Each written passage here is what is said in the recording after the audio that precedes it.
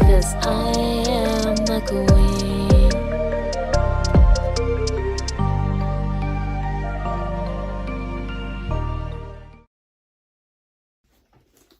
Hey guys, welcome back to another book rant, and today we are doing See You at the Finish Line by Hammett. Now, gonna be honest, when I picked this up, I was browsing through my bookstore, and I was kind of just looking around. I did have some books I was looking for, but obviously, you know, you find other stuff, and I saw that, and I'm a sucker for an MM, and it was very clearly, obviously, a romance, because I was in the romance section, obviously.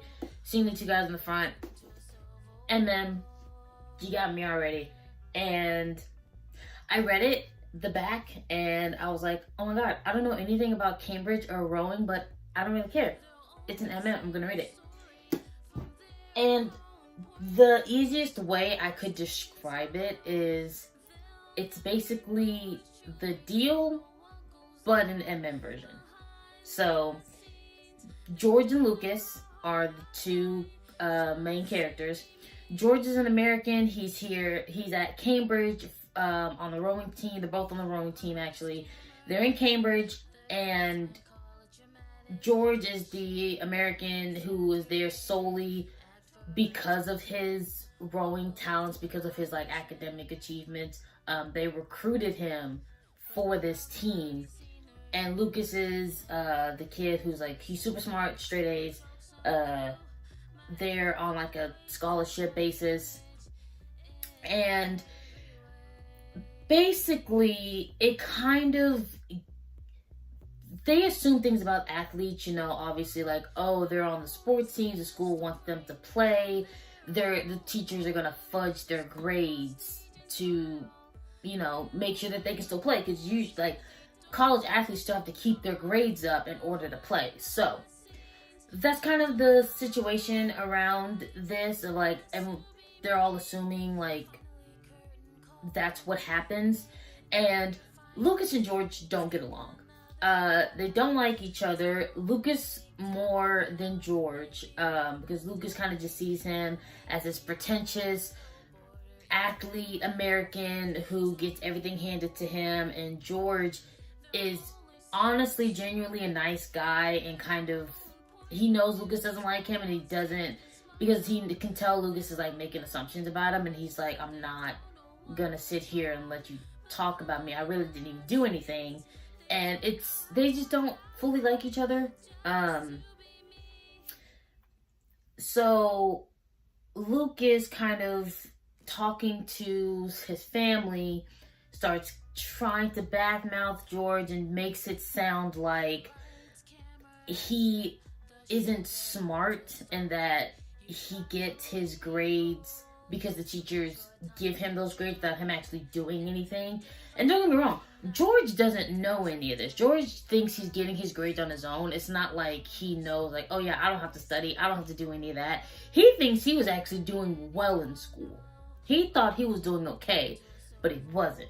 So, with Lucas talking to his family about this nosy ass reporter who no one likes, because she's always in everyone's business and always spreading things about everybody and everyone, and she's not even supposed to even be there, because they're in a private like team hangout area, and like after a game, and like she's not even supposed to be there, and she snuck in and she overhears this conversation, and obviously she goes and starts writing a story being like, oh yeah, George and the athletes at Cambridge don't have to actually study, they don't have to do this, do that. And it's just, she starts writing a bunch of bullshit. And so to kind of help with that, they're like, okay, well, George, I guess they were doing it. I guess the teachers actually were fudging his grades, but he didn't know. But they were like, we were, but we're not doing that anymore, so you're gonna have to figure it out and get your own grades. Great. Which, that's kind of dumb. Like, you want him to play that badly, but it's whatever. So the reason I say it's basically the Deal, but MM, because if you know about the Deal, it's, you know, obviously the athlete and the girl, they have this whole arrangement. Lucas has a crush on this guy, Amir, and they kind of know of each other. They've crossed paths, but they're not like they're not really friends. They kind of just cross paths because, I mean, they all go to the same school. And he has this crush on him. He has trouble talking to him. And he really likes him. And George gets all the girls and guys, and mainly girls, but he gets all the people, and he's really popular. And now George has to pass on his own, come to find out, even though he thought he was doing that before, he has to pass. So they make an arrangement of George will help Lucas up his game to talk to Amir and get Amir to like him, and Lucas will help George study. Basically. So that's kind of where the story is. I don't know much about rowing, so when they were like, they're on separate boats, so it's fine, but now they're gonna be on the same boat. I guess they had two different boats that go at the same time. I don't really know, but they have to work a lot closer. The team also redoes some things, and they have to be a lot closer than they were before, and they have to work a lot closer together, so that kind of affects their relationship. And a majority of it is basically how you would honestly see it. It's George gets Lucas to go out to some parties, you know, or like into some clubs, because they're in college, they're adults, so they go clubbing. I don't know the laws in England, so I'm sure they have whatever, but they go out there. He kind of gets him more loose, not loose, but like tries to get him to relax, you know. How about go talk to some random people, try to get more confidence. That was the main thing that George was trying to help Lucas with, is he had no confidence, and so he was trying to help, because that's the biggest thing when you want to talk to someone you have feelings for. You need that confidence, and so that's what George was doing, you know. So they do that. George ends up finding himself George ends up finding some dude that he ends up leaving with it also. So, you know, win-win for both. But he worked there. That's it. They work on that. That's kind of the main kind of big chunk of it. Plus, Lucas helps George with his grades. They study. They do all this and that. And then they also have their rowing schedule and rowing practice, and it's like a big deal. It takes up a lot of their time. So they also have that to deal with. So a lot's going on. A lot's kind of going through. Like the big middle of it is really just mostly that of like rowing practice, and then helping Lucas get a mirror, helping George study.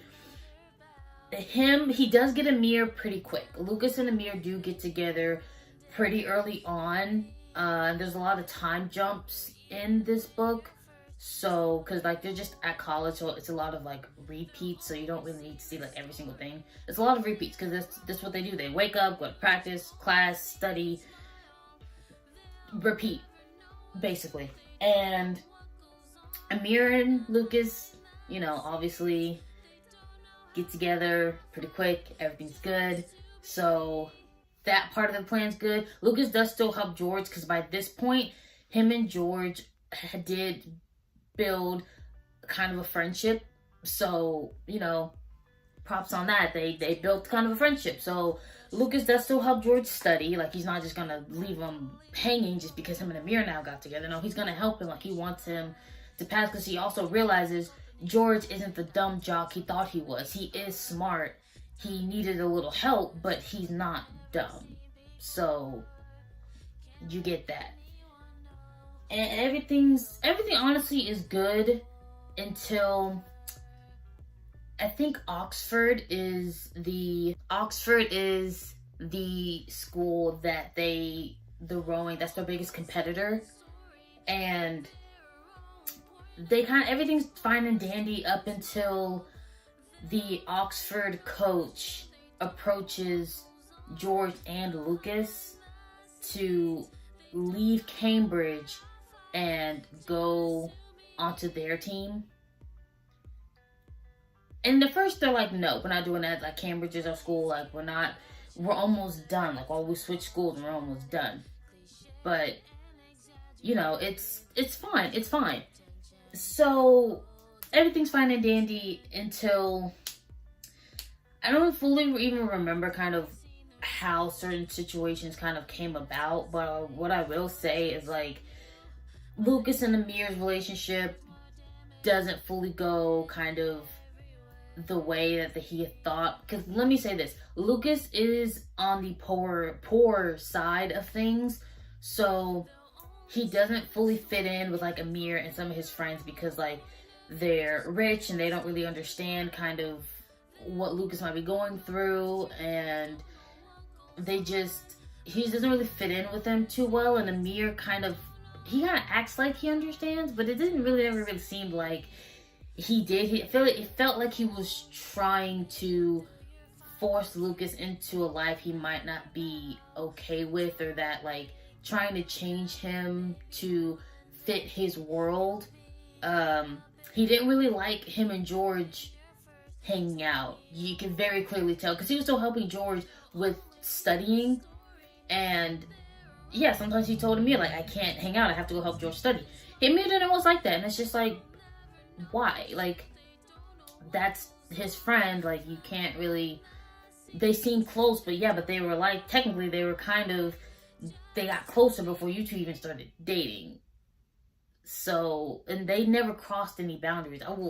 I will preface that George and Lucas never did anything. They don't get together or even admit their feelings until like the last chapter.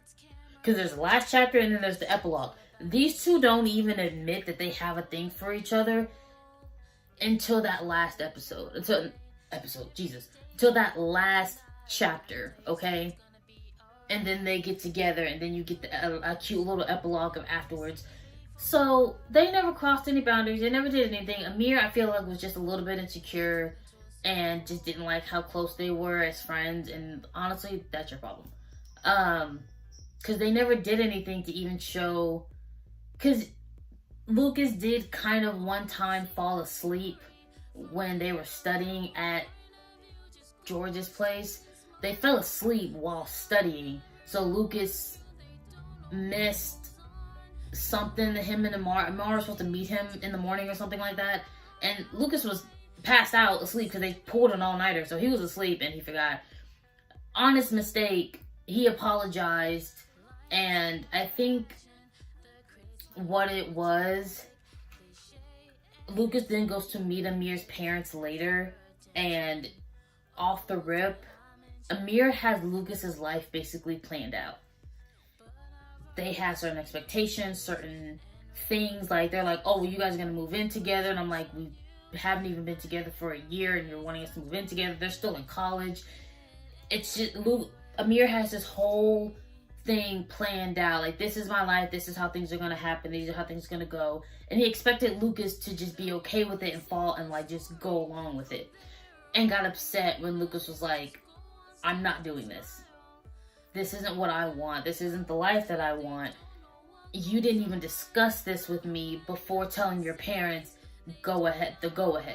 I just met them. Which, yeah, Amir was doing a little too much. Slow down a little bit. So him and Lucas didn't really work out.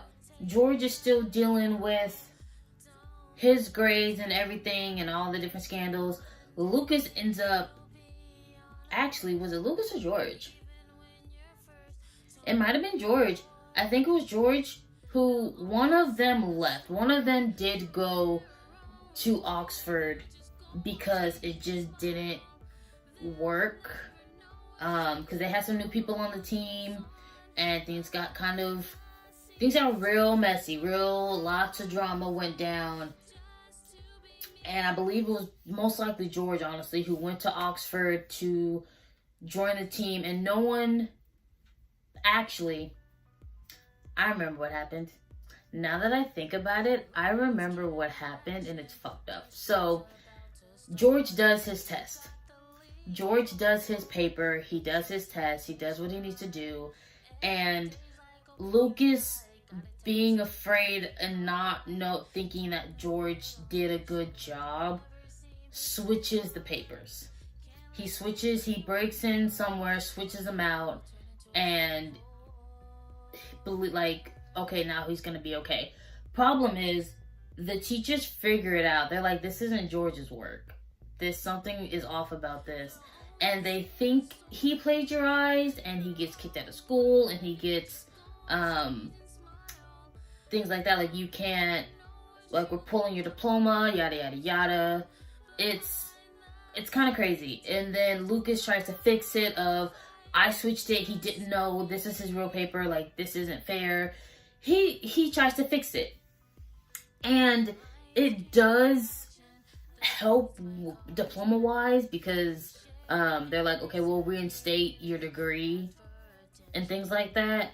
But he still couldn't come back to Cambridge and on the rowing team. And the difference between Lucas and George was that rowing was George's life. Like, rowing was something George loved and wanted to do, and like that, this was his thing. Lucas could do anything. He liked, because Lucas was like the person up front that kind of yells at them. I don't remember what it's called, but like I said, I don't know much about it. But there's a person up front, and like they yell directions at the people actually doing the rowing, and that's what Lucas did. And let's be honest, like, you may like it, but like that wasn't like his passion. Like, he can go do honestly something else. He very much could, but George, rowing was his whole thing. He was there on a rowing scholarship. Like, that's what he wanted to do. So George was like, okay, he's pissed at Lucas, first of all, which very rightfully so, because why would you do that? Like, you had so little faith in him. You helping him study, you tutored him. You had so little faith, you tutored him, dude. Like, come on now. And so he goes to Oxford, because like, I want to keep rowing. This is what I want to do. They offered him to stay on the rowing team. No one knew. They come out at the next competition. George is there. And, you know, things happen. We do end up on a hospital ride. Let's just say some other things happen. Some fights break out. We hang out on a hospital ride. Because there's some other people on Lucas's and George's team from Cambridge that kind of... This one dude, I don't even remember his name. He was just thinking he was just like hot shit, and he's the best, and he deserves everything. I'm like, bro, sit down. It ain't that serious. But, so things happen. We do end up in the hospital, and they both end up just saying, kind of, I guess they both end up leaving that situation of like the teams.